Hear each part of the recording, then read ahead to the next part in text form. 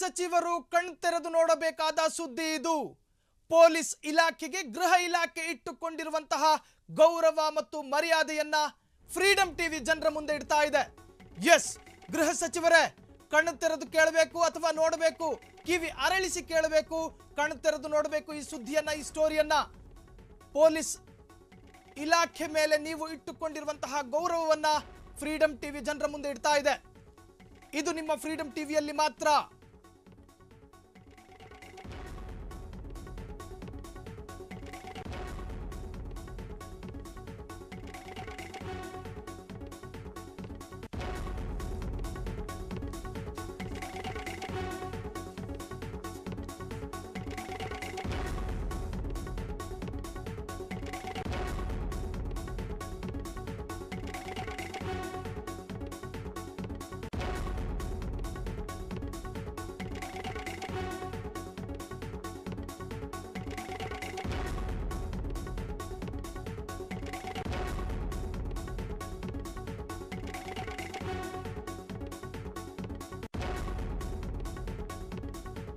ಮದ್ಯದ ಬಾಟಲಿಗಳು ಬೀಳಬೇಕಾದ ಸ್ಥಳಗಳಲ್ಲಿ, ಕಾಂಡಮ್ಗಳು ಬೀಳಬೇಕಾದ ಸ್ಥಳಗಳಲ್ಲಿ ಪೊಲೀಸರ ಸಮವಸ್ತ್ರ ಇದೆಂತಹ ನಾಚಿಕೆಗೇಡಿನ ಘಟನೆ ಎನ್ನುವಂತಹದ್ದು.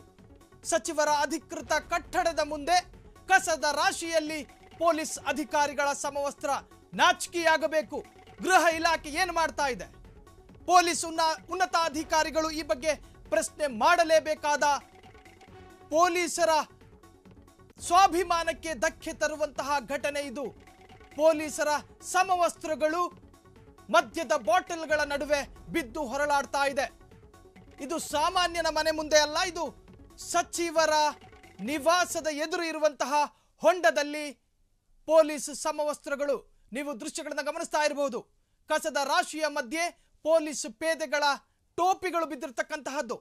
ನಮ್ಮ ಆರಕ್ಷಕರಿಗೆ ಸಚಿವರ ಮನಸ್ಸಿನಲ್ಲಿರುವಂತಹ ಗೌರವ ಇದೇನಾ? ಇದೆಂತಹ ನಾಚಿಕೆಗೇಡಿನ ಘಟನೆ.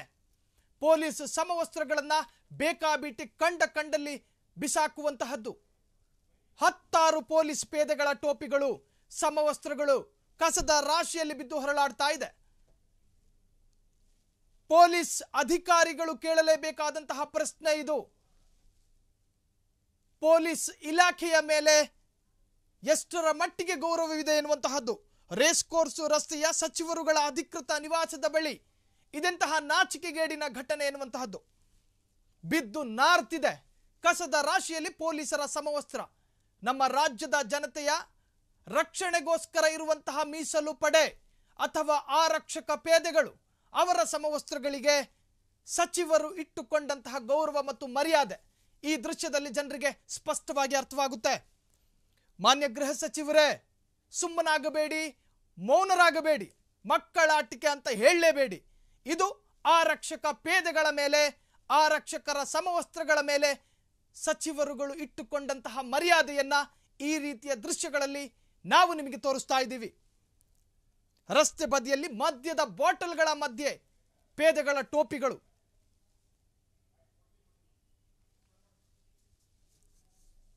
ಈ ರೀತಿಯ ಪೊಲೀಸ್ ಪೇದೆಗಳನ್ನು ಕಂಡಲ್ಲಿ ಹೊಂಡಗಳಲ್ಲೆಲ್ಲ ಬಿಸಾಕುವಂತಹ ನಾಚಿಕೆಗೇಡಿನ ಘಟನೆಗಳು, ಅದು ಕೂಡ ಸಚಿವರುಗಳ ಅಧಿಕೃತ ನಿವಾಸದ ಎದುರು.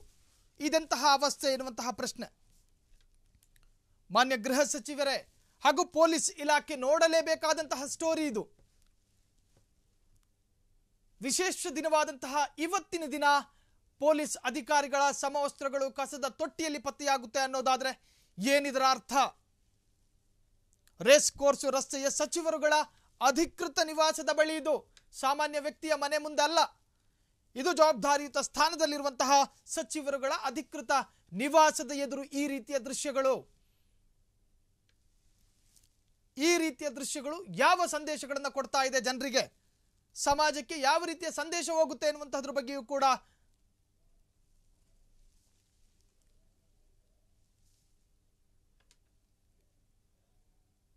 ಎಸ್, ಈ ಬಗ್ಗೆ ಮತ್ತಷ್ಟು ಮಾಹಿತಿಯನ್ನು ಪಡೆಯೋಣ. ನಮ್ಮ ಪ್ರತಿನಿಧಿ ಅಶ್ವಥ್ ಈಗ ನೇರ ಸಂಪರ್ಕದಲ್ಲಿದ್ದಾರೆ. ಅಶ್ವಥ್, ಇದೆಂತಹ ನಾಚಿಕೆಗೇಡಿನ ಘಟನೆ ಎನ್ನುವಂತಹದ್ದು ಸಾಮಾನ್ಯನ ಮನೆ ಮುಂದೆ ಅಲ್ಲ, ಜವಾಬ್ದಾರಿತ ಸ್ಥಾನದಲ್ಲಿರುವಂತಹ ರೇಸ್ ಕೋರ್ಸ್ ರಸ್ತೆಯಲ್ಲಿರೋ ಸಚಿವರುಗಳ ಅಧಿಕೃತ ನಿವಾಸದ ಬಳಿ ಕಸದ ತೊಟ್ಟಿಯಲ್ಲಿ ಪೊಲೀಸರ ಯೂನಿಫಾರ್ಮ್ ಎನ್ನುವಂತಹದ್ದು. ಏನಿದೆ ಇದ್ರ ಬಗ್ಗೆ ಅಪ್ಡೇಟ್? ಸಾಹಿಲ್, ಕರ್ನಾಟಕದಲ್ಲಿ ಪೊಲೀಸ್ ಇಲಾಖೆಗೆ ತನ್ನದೇ ಆದಂತಹ ಒಂದು ಹೆಸರಿದೆ. ಆದರೆ ಎಲ್ಲೋ ಒಂದು ಕಡೆ ಕೆಲವರು ಮಾಡುವಂತಹ ಒಂದು ಅವಿವೇಕಿತನದಿಂದ ಇಡೀ ಪೊಲೀಸ್ ಇಲಾಖೆಗೆ ಕಪ್ಪು ಚುಕ್ಕೆ ಅಂದರೂ ಕೂಡ ತಪ್ಪಾಗಲಿಕ್ಕಿಲ್ಲ. ಅಂದರೆ ಇವತ್ತು ನಮಗೆ ಏನು ಒಂದು ಪೊಲೀಸ್ ಇಲಾಖೆಯ ಸಮವಸ್ತ್ರ ದಿನ, ಆದರೆ ಆ ಸಮವಸ್ತ್ರದ ದಿನವೇ ಇವತ್ತು ಒಂದು ದುರಂತ ನಡೆದೋಗಿದ್ರಂದ್ರೂ ಕೂಡ ತಪ್ಪಾಗಲಿಕ್ಕಿಲ್ಲ. ಅಂದರೆ ಪೊಲೀಸ್ ಸಮವಸ್ತ್ರಕ್ಕೆ ತನ್ನದೇ ಆದಂತಹ ಒಂದು ಶಕ್ತಿ ಇದೆ. ಆದರೆ ಎಲ್ಲೋ ಒಂದು ಕಡೆ ಆ ಸಮವಸ್ತ್ರವನ್ನು ಹೇಗೆ ಇಟ್ಕೊಳ್ಬೇಕು, ಹೇಗೆ ಬಳಸಬೇಕು ಅನ್ನೋ ಒಂದು ಸ್ವಲ್ಪನಾದರೂ ಕೂಡ ವಿವೇಚನೆ ಇರಬೇಕಾಗಿತ್ತು. ಆದರೆ ಇವತ್ತು ನಮಗೆ ಸಿಕ್ಕಿರುವಂತಹ ದೃಶ್ಯಾವಳಿಗಳನ್ನು ನೋಡಿದ್ರೆ ನಿಜಕ್ಕೂ ಪೊಲೀಸ್ ಇಲಾಖೆಯಲ್ಲಿ ಈ ರೀತಿಯಾಗಿ ನಡೆಯುತ್ತಾ ಅಥವಾ ಎಲ್ಲ ಒಂದು ಕಡೆ ಪೊಲೀಸ್ ಸಮವಸ್ತ್ರವನ್ನೇ ಸರಿಯಾಗಿ ಇವ್ರಿಗೆ ಇಟ್ಕೊಳಕ್ಕೆ ಆಗಲ್ವಾ ಅನ್ನೋ ಒಂದು ಇಲ್ಲಿರುವಂತಹ ಒಂದು ಪ್ರಶ್ನೆ. ಯಾಕೆಂತಂದರೆ ಈಗಾಗಲೇ ಏನು ಬೆಂಗಳೂರಿನ ರೇಸ್ ಕೋರ್ಸ್ ಬಳಿ ಇರುವಂತಹ ಒಂದು ಜಾಗದಲ್ಲಿ ಪೊಲೀಸರು ಬಳಸುವಂತಹ ಹ್ಯಾಟ್ಗಳು ಅಂದರೆ ಟೋಪಿಗಳನ್ನು ಅಲ್ಲಲ್ಲೇ ಬಿಸಾಡಲಾಗೈತೆ. ಅಂದರೆ ಈ ರೀತಿಯಾದಂತಹ ಒಂದು ಬೇಜವಾಬ್ದಾರಿತನ ಏನಕ್ಕೆ ಅನ್ನೋದು ಕೂಡ ಇಲ್ಲಿರುವಂತಹ ಪ್ರಶ್ನೆ. ಯಾಕೆಂತಂದರೆ ಈ ಬಗ್ಗೆ ಸಂಬಂಧಪಟ್ಟಂತಹ ಅಧಿಕಾರಿಗಳು ಗಮನ ಹರಿಸಬೇಕಾಗುತ್ತೆ. ಅದರಲ್ಲೂ DG ಅಲೋಕ್ ಮೋಹನ್ ಅವರು ಜೊತೆಗೆ ಪೊಲೀಸ್ ಆಯುಕ್ತರಂತಹ ದಯಾನಂದ್ ಅವರು ಇಂತಹ ವಿಚಾರಗಳ ಬಗ್ಗೆ ತುಂಬ ಸೂಕ್ಷ್ಮವಾಗಿ ಗಮನ ಹರಿಸಬೇಕಾಗುತ್ತೆ. ಯಾಕೆಂತಂದರೆ ಎಲ್ಲೋ ಒಂದು ಕಡೆ ಈ ರೀತಿಯಾದಂತಹ ಒಂದು ಸಮವಸ್ತ್ರಗಳೇ ಹಾದಿಯಲ್ಲಿ ಸಿಗೋದು, ಬೀದಿಯಲ್ಲಿ ಸಿಗೋದು, ಈ ರೀತಿ ಆದರೆ ಆ ಒಂದು ಸಮವಸ್ತ್ರಕ್ಕೆ ಬೆಲೆನೇ ಇರಲ್ಲ. ಸೊ ಹಾಗಾಗಿ ಇಂಥ ವಿಚಾರಗಳ ಬಗ್ಗೆ ಪೊಲೀಸ್ ಅಧಿಕಾರಿಗಳಂದ್ರೂ ಅದರಲ್ಲಿ ಹಿರಿಯ ಅಧಿಕಾರಿಗಳು ಬಹಳ ಸೂಕ್ಷ್ಮವಾಗಿ ಗಮನ ಹರಿಸಬೇಕಾಗುತ್ತೆ. ಸಾಹಿಲ್, ತಮ್ಮೆಲ್ಲ ಮಾಹಿತಿಗೆ ಧನ್ಯವಾದ ಅಶ್ವಥ್.